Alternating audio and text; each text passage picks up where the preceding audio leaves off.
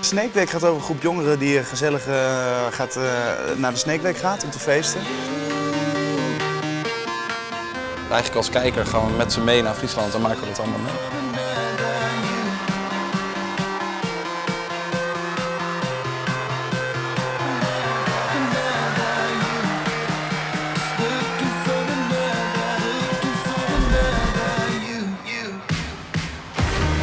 De Farm is een thriller, maar er zit een lichte kant aan, een comedy kant.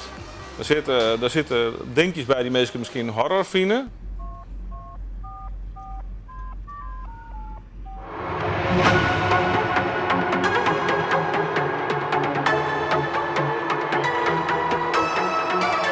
En dan gebeuren er op de een of andere manier allemaal lugubere dingen, zeg maar, waardoor ze worden teruggepakt eigenlijk.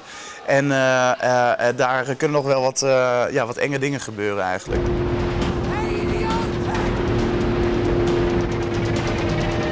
Tijdens de echte Snake Week hebben we ook een paar opnamedagen gehad. Dat waren meteen onze eerste dagen en ook meteen de heftigste. Want je moet zoveel mogelijk van die week meepakken. Terwijl een film draaien duurt veel langer. We zijn 2 maanden aan het filmen geweest.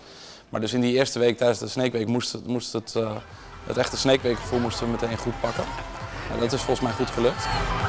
Zie jij er blij uit? Ja, hè? Ik heb gewonnen. Ja, hij zit er nou te kukken. Het geeft gewoon het goed beeld neer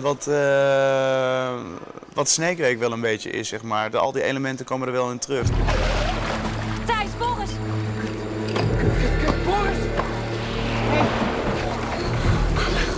Dit is mijn ingewikkeldste film uit mijn oeuvre. Nog ingewikkelder dan Michiel de Ruiter. En dat zei het misschien wat nodig.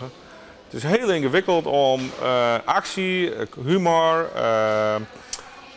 enge dingen, hippe dingen, om dat al je been kan te krijgen.